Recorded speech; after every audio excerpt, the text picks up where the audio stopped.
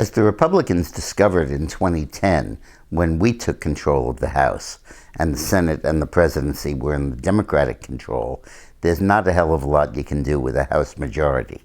You can pass bills that never get considered in the Senate. You could conceivably pass a bill that gets to the Senate, but then gets vetoed by the White House and can't be overridden. There, you can hold hearings, you can subpoena documents, you can subpoena witnesses, you can make noise, but there's not a whole lot you can do. One-house bills don't mean much in our system. So the House Democratic majority is going to have to respond to the huge momentum that impelled its takeover, the demand by its constituencies for action, by irresponsibly pushing the impeachment agenda. They won't have any choice. Their own constituencies will make them do that.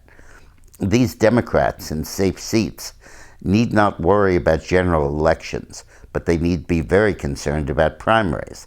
They're sitting on a volcano of this erupting progressive movement, they call it, of inflamed and radical minorities and leftists and students, and they're not going to be content with some one-house bills that just don't pass. They're going to spawn primary fights and challenges and the same kind of frustration that impelled and led to the Tea Party to change the rules of the game for the Republicans when they took over the House. And that inevitably will lead into impeachment. And it doesn't matter if there are grounds for it or the basis for it, they're going to go in that direction. And I know something about this personally because my close friend in high school, classmate in high school and in college, was Jerry Nadler, who is now the chairman of the House Judiciary Committee.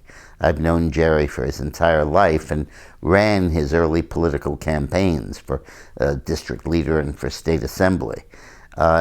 Jerry is a dedicated, persistent guy who, once he gets something in focus, never lets it go.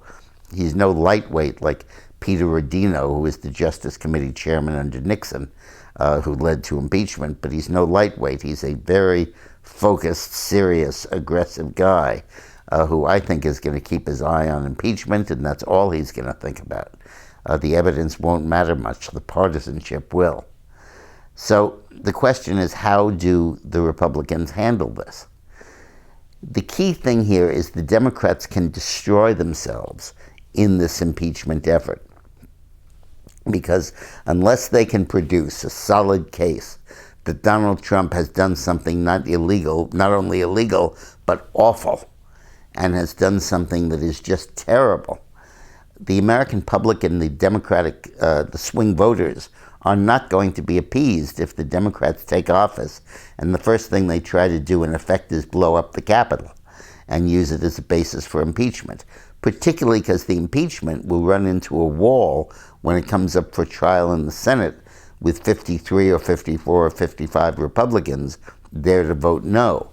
And in the House you can impeach with a simple majority, but in the Senate you need a 2/3 vote.